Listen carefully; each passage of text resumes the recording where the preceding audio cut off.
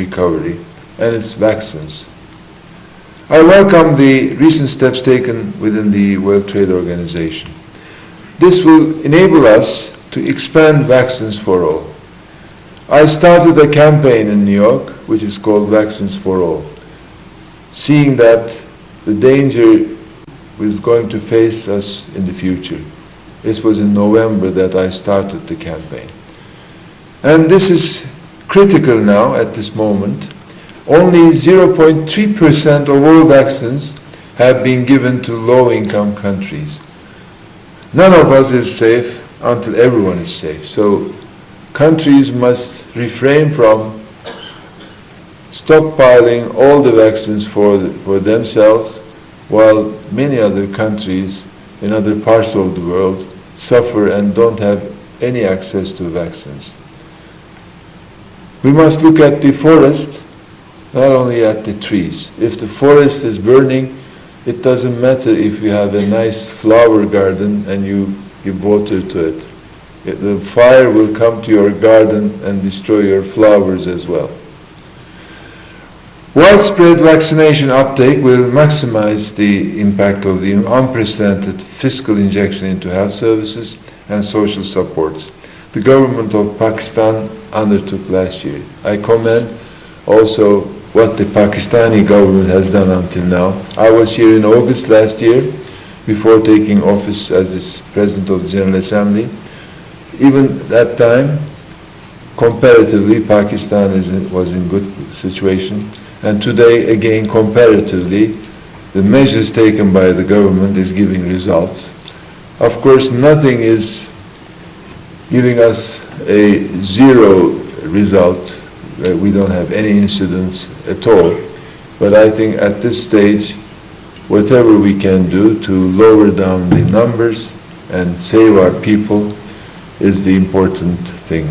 And I have seen that Pakistan is doing this, and I'm very happy. The digital technologies harnessed to disperse emergency cash assistance prior to and during COVID-19 pandemic to 100 million of the most vulnerable citizens and small businesses demonstrate how developing countries can leapfrog into the digital era to support financial inclusion. This is essential as we recover, because digital is one of the key elements we now face. We are happy that digital was with us. We continued our meetings, discussions through digital possibilities, but we must also again look at the forest. In the United States, 42 million people doesn't have access to Wi-Fi. In the world, 800 million people doesn't have electricity, which is a clear indication that they don't have digital capacities as well. If we're talking about education, if we're talking about health facilities, if we're talking about improving the quality of business or improving the education capacities of our children, digital is the key word for the future. So indeed, the decade of action and delivery to implement the Sustainable Development Goals has become the decade of recovery. And this jeopardizes our progress, as even prior to the pandemic, we have not been reaching global targets on time. The United Nations as an institution cannot deliver the SDGs. It is the government policies and implementation of those policies that will lead to progress. I again availed this opportunity to commend Pakistan for its commitment to the 2030 Agenda for Sustainable Development.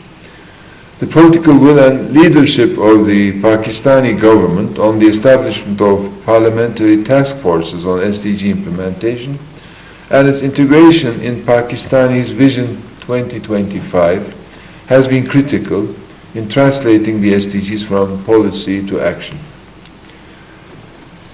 Large-scale climate change mitigation measures, such as the planting of 10 billion trees in the next 3 years, will have an enduring impact well past this decade of action to implement sustainable development. Pakistan has demonstrated consistent thought leadership in nature-based solutions to climate change, and I look forward to hearing of your plans as we look ahead towards COP in Glasgow.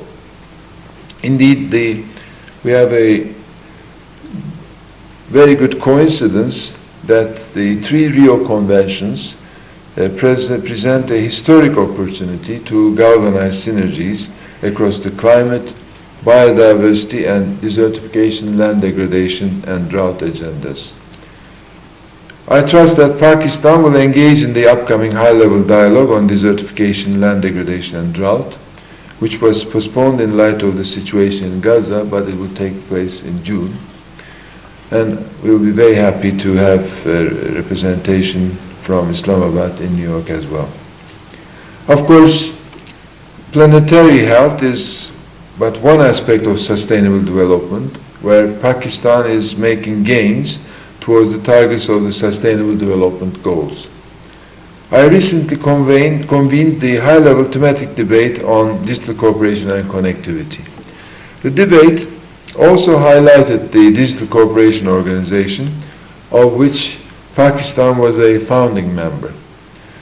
This initiative, bringing together 7 countries with 1.2 trillion in combined GDP and a combined population base close to 480 million, 80% of whom are under 35 years of age, is another example of Pakistan's pivotal role in South-South cooperation to create a future where no one is left behind.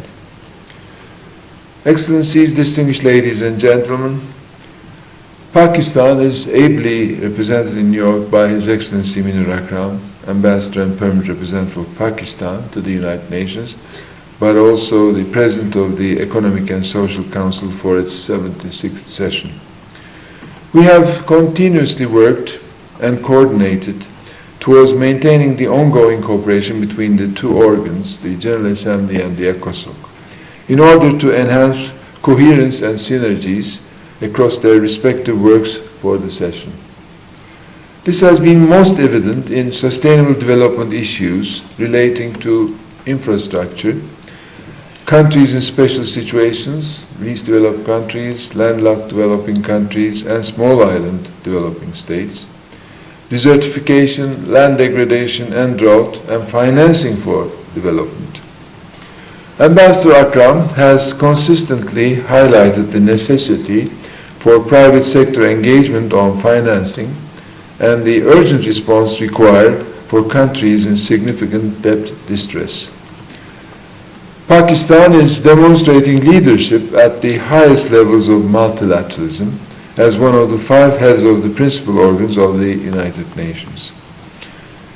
I also commend His Excellency Imran Khan, the Prime Minister of Pakistan, for highlighting the importance of ending illicit financial flows at the general debate earlier this year. For our best efforts to achieve the 2030 agenda will be derailed unless there is full financial transparency. It's critical that work to end all criminal activity which jeopardize our efforts towards a safe, just and sustainable future, and I trust that the UN General Assembly Special Session against Corruption, which will take place next week, will accelerate multilateral efforts to end the scourge hampering our progress towards 2030. In the same spirit, good efforts towards implementing the Sustainable Development Goals and maintaining peace will be undermined unless significant efforts are made to uphold the human rights of women and girls. If we are to create change, we need to move beyond rhetoric. We need to end gender-based violence for once and for all. Through stronger legislation against gender-based violence, reporting and redress mechanisms for victims, data collection, election observation, and violence monitoring, we will make progress. This will allow to facilitate the full, equal, and meaningful participation of women in society, the workforce, politics, and public life. Women bear brunt of conflict and their needs must be met. Women need to be included in all elements of peacekeeping and peace building. As an international gender champion myself, I firmly believe that the world must recommit to the Women, Peace and Security agenda 20 years after its creation. Not only do women make a positive impact on peacekeeping environments, including supporting the role of women in building peace and protecting women's rights, in all fields of peacekeeping, women peacekeepers have proven that they can perform the same roles to the same standards and under the same difficult conditions as their male counterparts. Put simply, it is an operational imperative that we recruit and retain female peacekeepers. I commend the deployment of the first ever Pakistani female engagement team to South Kivu in the Democratic Republic of Congo. I thank these distinguished peacekeepers for their service to humanity. Indeed, I thank all of you who have served under the blue flag. You are the lifeblood of the United Nations. Excellencies, distinguished ladies and gentlemen, it's a privilege to address you here in the National Defense University, which has been the home of many Pakistanis peacekeeping personnel over the 6 decades since the first deployment to the UN peacekeeping operations in Congo. I applaud the 4,732 men and women currently serving in 9 UN peacekeeping operations around the world. And I commend the professionalism and dedication of the Pakistani military, police, and civilian personnel in these missions. Wearing the blue helmet, Pakistani peacekeepers are on the ground in some of the most dangerous missions in the world, putting their lives at risk to secure a better future for the most vulnerable people on this world. This scope and intensity of conflicts has changed dramatically since Pakistan first contributed troops in 1960. Today, we are seeking peace in an increasingly complex environment of parallel traditional and non-traditional threats, such as climate change, rapid technological developments, famine, infectious diseases, scarcity of water, and sanitation. To this end, I welcome the gains made advancing the Action for Peace initiative. Excellencies, distinguished ladies and gentlemen, from the moment I took office, my main concern and responsibility has been ensuring the uninterrupted and effective functioning of the General Assembly. Since the beginning of the 75th session, the General Assembly has held all mandated events and high-level meetings, sometimes in an innovative hybrid format, to allow virtual participation. This has been critical to ensuring the full implementation of mandates, enhancing dialogue and cohesion among member states, and guaranteeing the membership a strong, functional General Assembly that meets the challenges facing the notions of the world and the people we serve. I have now spent some time elaborating on my views of multilateralism. But if I had to sum it up in one sentence, I would have said this: I truly believe that the future of multilateralism lies in an agile, effective, and responsive General Assembly that is underpinned by political will to uphold the rights of everyone, everywhere. I thank you very much. अक़वाम मुत्तहिदा की general assembly के सदर Vulcan बॉस्कर national defence university में इजहार ख्याल कर रहे थे। इस किताब में उनका कहना यह है कि इसराइली जारहियत से फ़लस्तीन में जानी नुकसान हुआ है। साथ ही साथ उन्होंने कोरोना के हवाले से भी बात की है। कहना उनका यह था कि कोरोना ने दुनिया में बड़े माशी मसाइल को जन्म दिया है। इससे अब दुनिया भर को मिलकर निपटना